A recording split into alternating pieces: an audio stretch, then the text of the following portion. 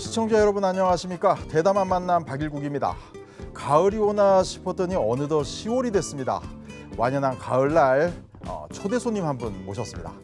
이제 기자보다는 국회의원이라는 수식어가 더 잘 어울리는 분이시죠. 박광온 의원이십니까? 안녕하십니까? 안녕하세요. 예. 반갑습니다.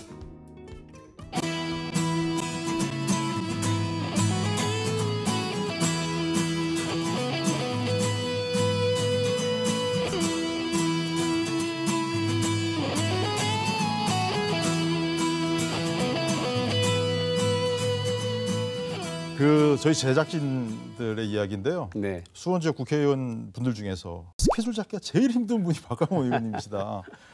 그래도 뭐 휴가라든가 가끔 쉬는 시간은 좀 있으셔야 될 것 같은데요. 사실 휴가 저희들이 딱 휴가라고 할 건 없고요. 예. 잠시 시간을 내서 2차 대전 말에 예.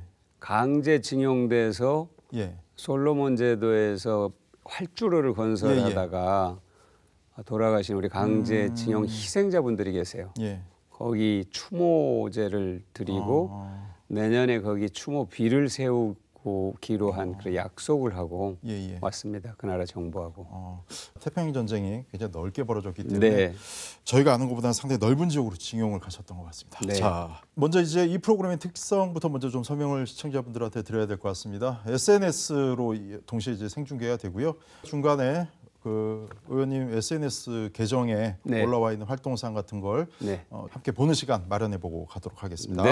감사합니다. 자, 의원님에 대해서 저희 작가가 이렇게 이 대본을 이렇게 쓰면서 제일 먼저 올려놓은 것이 보니까 개근을 하신 분이 민주당 안에서 15분이다. 네. 그중에 이제 이름을 올리셨다. 네. 개근이라는 게 학교 다닐 때는 매일 가야 되는데 국회는 또 그런 건 아니지 않습니까? 이게 어렵습니까? 어떻습니까 이게? 그러니까 이건 너무나도 당연한 일이죠. 그러니까 우리가 영통 시민들과 수원 시민들과 한 약속이 심부름 열심히 하겠습니다. 그런데 학생이 학교 가야 되는 건 너무나 당연한 것처럼 국회의원이 본회의와 상임위원회에 출석하는 건 너무나 당연한 일이고 자랑할 일은 아닌데 사실 이거를 지키는 게 그렇게 쉬운 일은 또 아닙니다. 그래서 그런가요? 의원님이 하신 말씀 중에서 국회의원한테도 무노동 무임금을 적용해야 된다라는 취지의 말씀하신 적이 있으세요? 저는 그러니까 이게 사람이 살면서 그분이 어떤 일을 하느냐도 매우 중요하지만 태도가 본질이다 하는 그런 얘기를 저는 사실 의미 있게 받아들이거든요. 무노동 무임금이라는 것은 어떻게 보면은 국민들이 준 의무와 책임을 다하지 않았을 때는 권한을 회수할 수 있다는 그런 얘기와 같은 얘기다. 국회의원들로 볼 때는. 그러니까 다른 나라들 사례를 제가 보니까 유럽에서 스웨덴이나 프랑스나 또 벨기에 이런 나라들은 불출석하는 정도 비율에 맞춰서 세비를 깎거나 마치 일당 계산하듯이. 그렇죠. 아니면 본회의에 2달 이상 불출석하면 의원직을 제명하는 경우도 있어요. 굉장히 엄격하게 의회에 출석하는 것을 강제하고 있는 거죠. 근데 우리는 그게 강제가 아니에요. 그러니까 그걸 그냥 아무렇지도 않게 생각하는 것은 안 된다. 특히 보셨지만 8월 초에 추경이 무려 100일 넘어서 처리가 됐잖아요. 공전이 너무 길었죠. 이거는 국회의원이 자기의 정말 책무를 완전히 방기한 거거든요. 있을 수 없는 일이 벌어지기 때문에 제가 이제 무노동 무임금을 국회법에 좀 반영을 해서 강제 규정을 두어가지고 벌칙을 준다든지 책임을 묻는 방법. 그런 거를 아주 좀 세심하게 정교하게 해서 법안을 하나 발의를 해볼까 생각하고 있습니다. 법안 얘기 많이 해주셨는데요. 또 하나 보니까 법안 대표 발의 1위, 본회의 통과 1위, 그리고 보니까 또 법안 발의한 것 중에 최초가 들어간 것들이 좀 있어요. 어떤 것들인지 좀 간략하게 소개 좀 해주세요. 그게 이제 이렇게 설명을 하는 게 좋을 것 같습니다. 그러니까 법안을 굉장히 큰 법안들도 있습니다. 우리가 헌법 개정안, 국회법 개정안, 선거법 개정안 이런 큰 법안들도 있지만 모두의 동의를 받아야 하는. 그렇죠. 그런데 제가 매일 많은 분들을 만나잖아요. 얘기를 듣다 보면 그분들의 애로사항이 반드시 있어요. 그럼 왜 이게 여태까지 해결이 안 됐을까 생각을 하는 겁니다. 그리고 이게 혹시 법안에 미비점이 있는지 법안이 아니면 혹시 시행령, 정부에서 할 수 있는 시행령이 왜 비점인지 이런 거를 이제 메모를 했다가 국회 입법조사처하고 협의를 해서 법안 개정안을 내게 되는데요. 아까 말씀한 것 중에 사실 큰 거는 아동수당법을 제가 아동수당법이요? 이제 대표 발의를 해서 그건 통과가 돼가지고 7살 미만 아동들에게 이렇게 월 10만 원씩 지급을 하게 되잖아요. 근데 이거는 10만 원 가지고 무슨 출생률을 높이겠다는 거냐 이런 뭐 반론도 있었습니다만 아동수당의 취지는 대한민국 국민으로 태어난 생명에게 대한민국 국가가 최소한의 예우를 시작한다 하는 선언이거든요. 그러니까 그런 면에서 의미가 있다고 보고요. 또 하나는 출생과 관련된 건데 난임 치료 휴가 제도를 이제 도입하는 법안을 냈는데 난임 치료를 받는 기간은 휴가를 간다. 그렇죠. 그런 건가요? 난임이 말이죠. 얼마나 고통스러운 것이냐면 실제 경험하신 분들은 이루 말할 수 없는 고통을 겪습니다. 그렇습니다. 이 난임 치료 좀 그 경제적 비용도 줄여주고 스트레스 받게 됩니다. 이게 굉장히 스트레스가 안 좋아요. 그때 좀 쉴 수 있도록. 그건 나라가 그 정도는 해야 되는 거 아니에요? 나라도 해야 되고 기업도 해야 되고 기업이 아닌 공공기관도 해야 되고. 그래서 훌륭한 아이가 태어날 수 있도록 하는 최소한의 환경을 만들어주는 것이 필요하다 하는 그런 취지로 이제 난임 그 휴가제, 난임 치료 휴가제. 의원님께서 발의하신 그 법안 내용들은 이제 대략적으로 알겠고요. 네. 특히나 양극화 문제에 관해서 유난히 의원님이 내신 뭐 발의하신 내용이라든가 주장하신 내용들이 많은 것 같아요. 어떤 것들인지 초점을 어디다 두고 계시는 건지. 그러니까 양극화를 이렇게 제가 심각하게 받아들인 것은 출생률의 원인이 뭔가 그 양극화에 있다. 양극화에 있다고 저는 믿게 됐어요. 여러 가지 통계를 보니까 실제로 양극화가 심해지면서 2006년부터 2017년까지 한 12년, 11년 비교했더니 사보득 하위계층 산모에서 태어난 아이들의 비중이 줄어든 겁니다. 얼마나 슬픈 얘기예요. 가슴 아픈 얘기거든요. 이건 나라가 해결해야 된다는 이제 생각을 갖고 양극화를 해소하기 위한 그런 이제 여러 가지 법들을 이제 많이 내게 되죠. 그러니까 앞서서 말씀해 주신 게 이제 난임 문제라든가 그다음에 아동 수당 같은 문제라든가 이런 것들이 양극화 문제에 상당히 관심을 갖다 보니까 거기서 출발해서 만들어진 법안들 이렇게 이제 해석을 그렇습니다. 해야 되겠네요. 여러 가지 법안들을 볼 때 정말 양극화 문제를 어떻게 할 것인가에 많이 이제 중점을 두고 법안을 만들었죠. 자, 가짜 뉴스 요즘 이제 이야기가 많은데요. 뭐 우리나라에만 한국에만 있는 이야기가 아니고 뭐 전 세계적으로 있는 것 같아요. 세계적으로 있죠. 민주당에서 당직을 맡으셨는데 가짜 뉴스 대책위원장 뭐 하는? 가짜 뉴스란 말을 이제는 학계에서는 안 씁니다. 이미 가짜는 뉴스가 아니라는 거죠. 근데 이제 영어에서 그냥 영어를 번역해서 그렇게 해서 가짜 뉴스라고 하는데 대체로 허위 정보, 조작 정보 또는 허위 조작 정보 이렇게 얘기를 하는데요. 이번에 예를 들면 이 한일 간의 이런 일본의 경제 침략과 그에 대한 우리의 극복 노력 이 과정에서 터무니없는 허위 조작 정보, 저도 습관적으로 가짜 뉴스란 말이 나오는데요. 한국이 이대로 가면 IMF를 맞는다. IMF 대표적인 거죠? 비밀 실사단이 들어왔다. 뭐 이런 허무맹랑한 얘기들이 돌고 있거든요. 근데 이게 이런 허위 조작 정보는 뭐를 노리냐면요. 국민을 이간시키는 겁니다. 국민을 이간시키고 지금 정부를 공격하고자 하는 의도가 굉장히 많아요. 그러니까 누구를 정확하게 공격하겠다 하는 의도가 딱 있어요. 그러니까 우리 사회의 악 같은 거, 바이러스, 그걸 퇴치하려면 백신이 있어야 되잖아요. 잡초가 있으면 뽑아야 되는 거거든요. 잡초가 있으면. 근데 잡초를 가만 놔두게 되면 번식력이 워낙 강해서 순식간에 그냥 농작물까지 다 못 쓰게 만들어요. 그러니까 잡초를 정확하게 뽑아내야 된다는 공감대를 지금 형성하는 과정인데 그게 쉽지가 않아요. 왜 그러냐면 일부 그 미디어 언론이 이 허위 조작 정보 대책 얘기하니까 그 보수 논객 죽이기다 이렇게 딱 이 틀을 만든 겁니다. 보수 논객을 죽이는 게 아니고 제대로 된 언론을 살리기 위한 거다. 제대로 된 표현의 자유를 보장하기 위한 길이다. 또 당직 중에서 보니까 민주당 총선 입후보자 교육연수위원장 이것도 위원장이신데 아니 재선위원이신데 이렇게 당직을 여러 개를 가지고 계시죠? 총선 출마 예정자들에게 최소한의 어떤 교육이 필요하다. 그건 뭐냐면 우리 당의 정강정책 이런 것도 당연히 해야 되겠지만 예를 들면 공직자의 품위, 특히 선거법, 그다음에 요즘에는 이제 이 남녀 차별 언동, 언동이요. 네, 예. 그다음에 희롱, 성추행 예. 이런 거는 굉장히 엄격하게 지금 달라진 가치관들이 많죠. 그렇죠. 그런 예. 것들을 그냥 아무렇지도 않게 생각하거나 또는 의식을 못한 상황에서 어떤 행위가 이루어질 수 있기 때문에 말이 그냥 툭 나온다든가. 네네. 그러니까 저희들이 굉장히 큰 주제부터 시작해가지고 예. 예를 들어 한반도 평화라든지 예. 또는 한일 관계라든지 이런 주제도 물론 있지만 예. 아주 작은 데까지 세세한 것까지 해서 후보자들에게 교육을 받도록 하고 예. 이 교육을 받지 않으면은 불이익을 받도록 그렇게 저희들이 계획을 세웠어요. 그럼 이제 후보의 기본 자질이랄까요? 그걸 좀 높여보겠다. 뭐 이런 구상이라는 생각도 좀 그렇죠. 드네요. 그런데 지금 저는 늘 두려움을 갖고 대하는데요.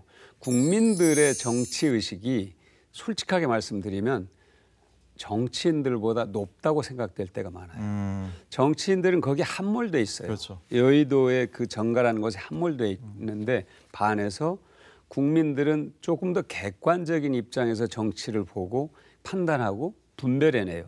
그래서 최소한 국민들에게 질타를 받는, 질책을 받는 그런 공직 후보가 있어서는 안 되겠다는 그런 절박한 마음에서 시작을 한 거죠.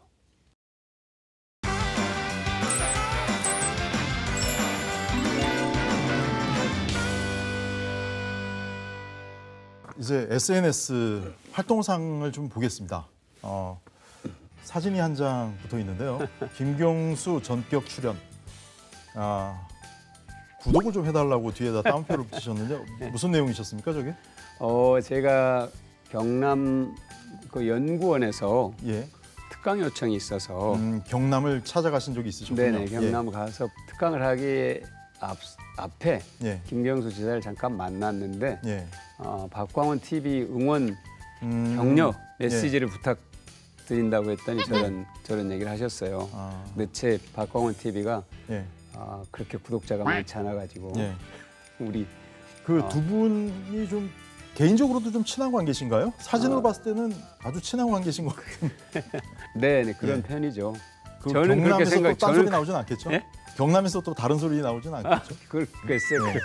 알겠습니다. 자, 그 다음에 한번 좀 보겠습니다. 저게 아마 국회의사당 안에 어디 같은데 본청 앞인데요. 네. 일본이 이제 그 수출 규제 말은 수출 규제인데 예. 경제 침략이라고 우리 국민들은 받아들였지 않습니까? 예. 사실은 먹는 문제거든요. 그리고 반도체가 우리 경제에서 차지하는 비중의 44분의 1이거든요. 그렇죠.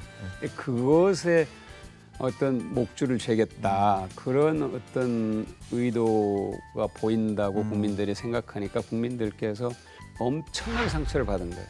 자존심에. 예.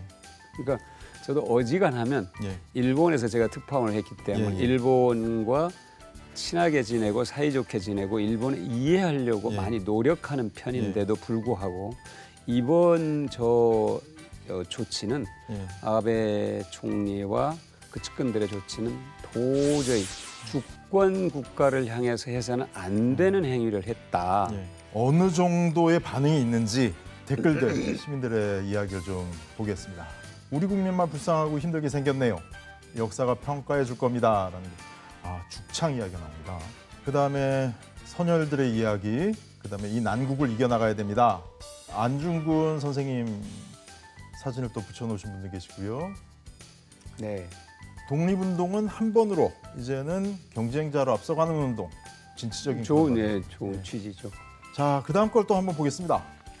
한글이라는 이게 제가 이제 한글날 사실은 저 법안들을 많이 발의를 했는데요. 법안 관련된 이야기군요. 무슨 얘기냐면 우리가 해방이 되고 나서 이 체제를 정비하면서 법제를 일본 거를 많이 베꼈어요. 그러다 보니까 용어까지 그대로 됐는데 그렇죠. 아직까지 그거를 고치지 않고 손대지 않고 남아 있는 것들이 꽤 있더라고요. 굉장히 많아서 제가 이제 우리 보좌 직원들이 쫙 그걸 법안을 쫙 뽑아가지고 이제 해서 올렸는데 한 70몇 건을 올렸는데 현재 19건 정도는 통과가 됐습니다만 그럼 개별 단어 하나하나를 다 법안 자체를 다 따로따로 다 하는 거죠. 그러니까 다 손을 봐야 되는 거군요. 그렇죠.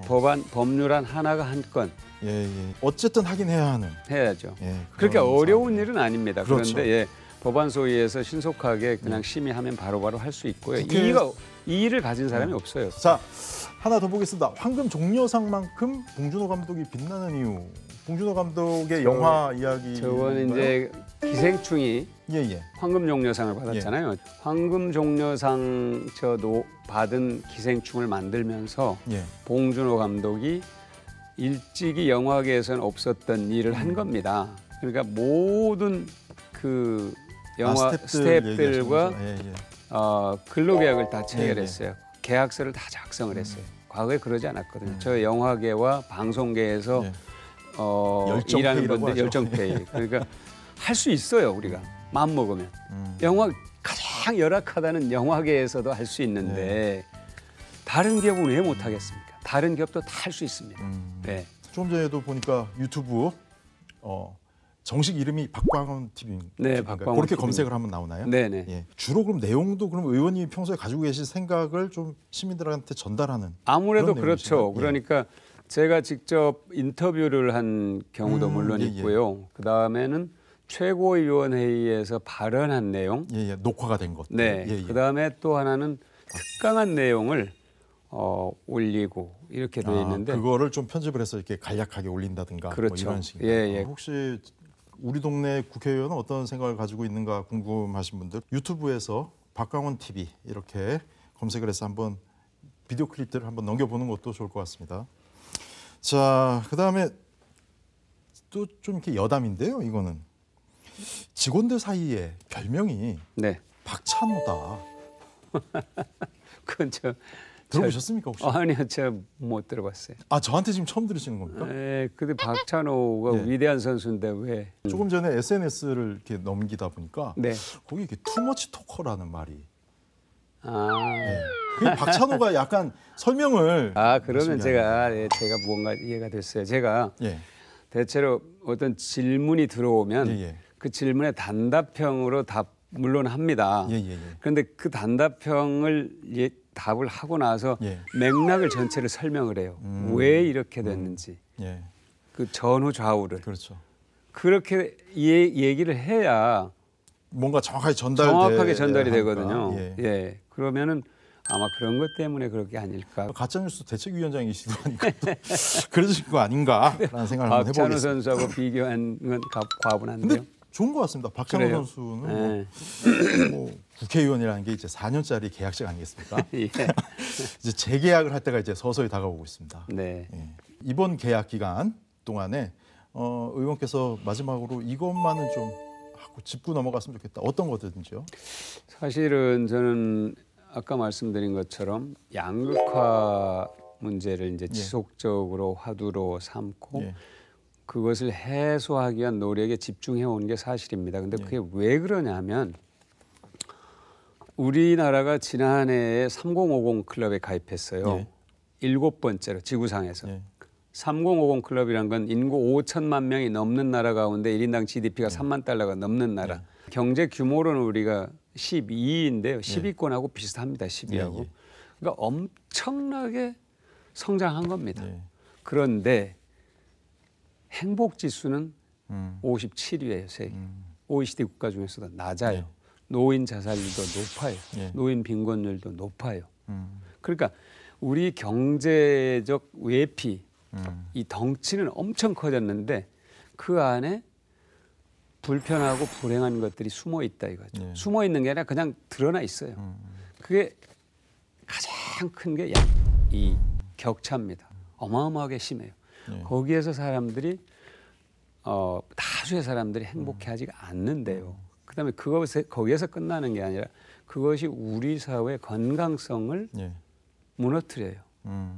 이 문제는 제가 재계약이 재고용이 된다 된다고 했을 때 더 치열하게 제가 해소하기 위해서 잡고 나갈 문제고요. 이제 지역에 있는 몇 가지 이런 예.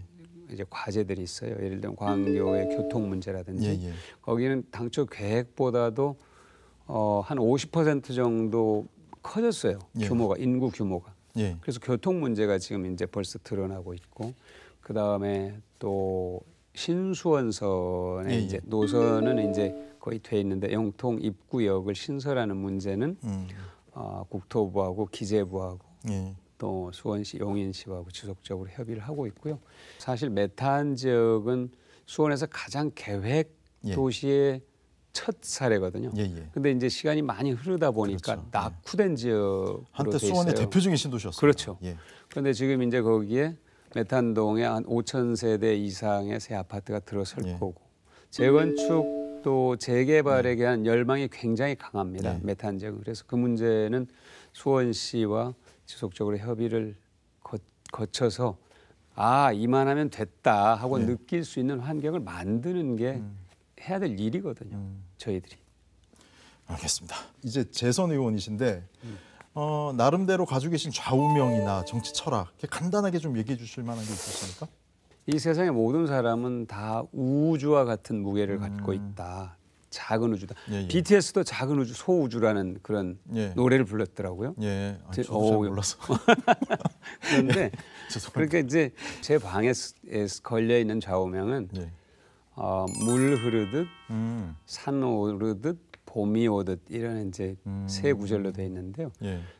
굳이 설명을 하자면 물 흐르듯이 순리대로 가야 된다는 겁니다. 산 오르듯도 마찬가지입니다. 산을 오르는데 몇 발짝씩 한꺼번에 뛰어오를 수가 없어요. 한 발 한 발 올라가야 되는 거예요. 그건 누구에게나 요구되는 땀과 눈물이라는 게 다 있어요. 네. 모든 사람들의 네. 모든 일의 과정에는 그런 어떤 큰 우주의 질서, 자연의 법칙 속에서의 한 개인은 지극히 작은 네. 부분이지만 그러나 그것 자체가 하나 우주라는 거죠. 그러니까 겸허하면서도 그 무게를 늘 가볍게 여겨서는 안 된다 하는 생각을 갖습니다. 의원님 오늘 뵈니까 부드러우면서 강하다. 약간 그런 정치인. 아이고 감사합니다. 예. 수고하셨습니다. 네, 고맙습니다. 알아도 실천하기가 어렵고 실천하다가도 끝내기가 쉽지 않은 것이 세상 일이죠. 20대 국회가 이제 마지막 정기국회를 남겨두고 있습니다. 해결해야 될 과제가 상당히 많은데요. 아무쪼록 20대 국회가 유종의 미를 잘 거두기를 국민의 한 사람으로 바라보겠습니다. 대담한 만남 여기서 인사드리겠습니다. 시청해주신 여러분 감사합니다.